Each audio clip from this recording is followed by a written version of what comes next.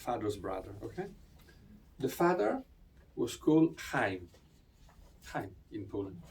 Which name do you think my uncle was given? Vito. Yes, indeed. So that's the way they did it, and so on. For men, for women, it was not that. The system was much less developed. Sometimes, yes, like Simcha. What was the Italian name of Simcha? Joy. Allegra. Happy and so on.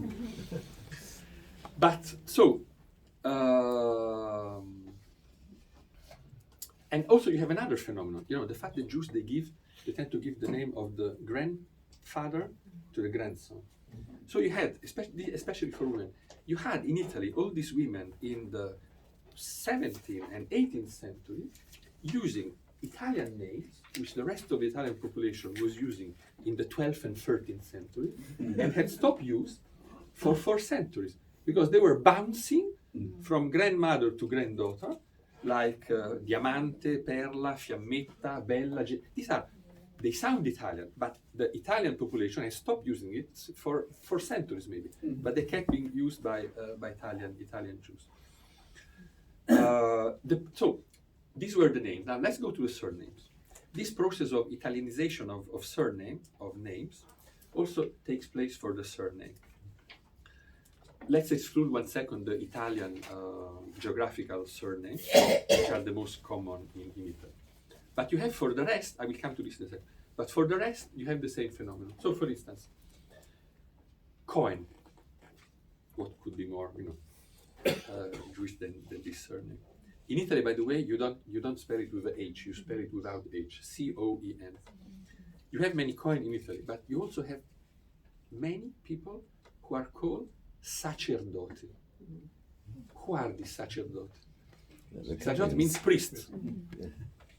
There are people who are called Cohen, and at some stage, the surname developed in sacerdote. I'm not aware of this phenomenon happening to other countries.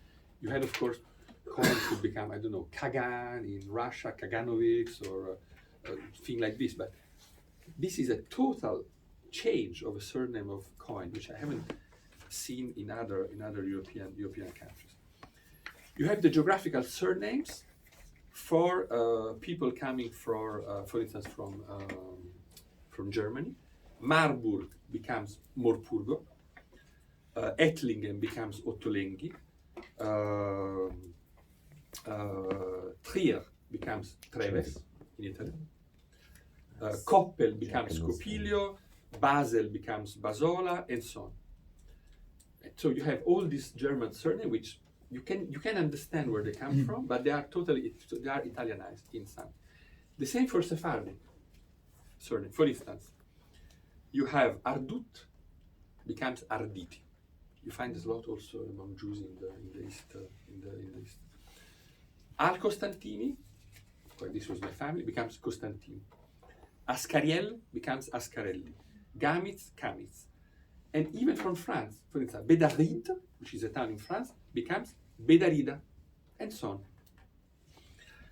Also, the most ancient Hebrew surnames become Italianized. According to an old Jewish tradition, among the Jews which Titus, the emperor, brought to Rome, there were 4 families of princely descent, who were the leaders of the Jews brought to Italy from people. They were called Min Anavim, Min Anearim, Min Atapochim, and Min Adonim.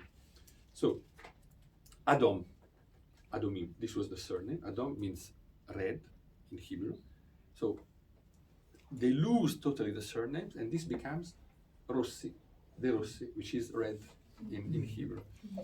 The Anav can become also Mansi, Piattelli, or Ruman, or other surnames, and so on. And then you have also Hebrew surnames which were denoting a profession, which are translated with the same profession in Italy. So, for instance, Chai becomes Vivanti. Zoref becomes Orefice. Chefes, Gentili, and so on. Menagen, suonatore, the musician, and so on. So let's see a few surnames. Like, what are the Ashkenazi surnames? These are, for instance, common surnames that you find in Italy of Ashkenazi origin, like Tedeschi, Todesco, Amburgo, Basola, Cracovia, Krakow. What is Amurga? Sorry? Amurga is the second one you mentioned. Amurga. Hamburgo, Hamburg. Oh, I think Hamburgo, Hamburg, yes. Luzzatto, also from a town in Germany. Moravia. There is a writer, no? Roberto Moravia. This was a region in the Czech Republic. Morpurgo. Where do you think Morpurgo comes from? You said Marburg. There are two theories. Ah. One is Marburg, but yes, that is. But where is Marburg? Central Germany. Southern Germany. In fact, they think that it was thought it was Marburg. They think that it could come from the name Maribor, which is in Slovenia. This is Slovenian name, but at the time it was part of the German war. So Olmo, from the town of Ulm. Ongaro, from Hungary. Polacco, very common in Italy, from Poland. Praga, okay, Prague. Treves, Spira, Speyer, and so on. We also have the Ottolenghi family. The Ottolenghi family, very famous. This was a town in Italy called Odalengo, in Piedmont, in fact. But you also have Italianization of French geographical names, like Galli, the Gaulois, Galli. Zarfati. Zarfat means France, French in Hebrew. France in Hebrew. Zarfati, French. So this name, surname, Zarfati, your parents. My son, Allegro Sephardi. Yes. So this becomes Zarfati in Italian. Yes, Spagnoli. Spagnoli, yes. Provenzali, from Provence. Bedarida, from Bedarid. Lampronti, from a town in France. Carcassone, from Carcassonne. Foix, from Foix, in France. Narboni, Nizza, and so on. So we have a number of. Sullam. What is this? What is this? Very common Italian Jewish surname, Sullam. Where can it come from?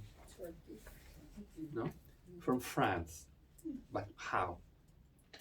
In fact, there is a town in France which is called L'Escalette, the little stair. Stair, Hebrew Sulam, yes, Sulam. Tolosa, Lattes, and so on. Iberian surname, like Lusitano, okay, from Portugal, Castellan, Navarra, Al Costantini, Al Granati, from Granada, Almanzi, Campos, Costa de Leon, these are all very common names. Guetta, I heard that there is a guy, a very famous guy, Guetta, who is a DJ or something. Or something. Yeah. I look at the young generation. In fact, yes, this was a town in Spain. Huete, the town of Huete, becomes the origin of the surname Guetta and so on. Soria, Toledano, and so on. And then you have the whole huge number of surnames of Italian Jews which come from Italian geographical location. What happens? So, if let's look 1 second at table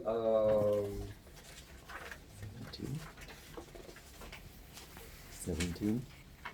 No, I have 17. You suggest? 1 second. There's a lot of Jewish place names. Yeah. Sorry, Italian place names. Jewish surnames. I'm looking for a table which shows the surnames of Jews in the 14th century in the town of Recanati. Oh yeah, this is table. Look at table 18. these are the Jewish. There is a page 27, but it's table 18. These are. Okay, I'll let you get that. Oh, well. Wasn't taken by. Yeah, it's like this. Looks like this. It is. There is a number 18 here. It's just after. It's just after. There is a page 27. Okay. And so you have. This is the 14th. This is the end of the 13th century. You don't find it? No. It's towards the middle, and notice this is table 24, so it's table 18. 21. Here, it's called Recanati, Jewish moneylenders, the title, okay? Okay. Look at the surname. Look at the name of these Jews. What do you see? You see that they have no surnames. Compared to the situation of Jews in Spain who had surnames even from centuries before, Italian Jews, they do not have surnames at the end of the 14th century. They're simply recognized by the name D. It means son of X, so it's X son of Y.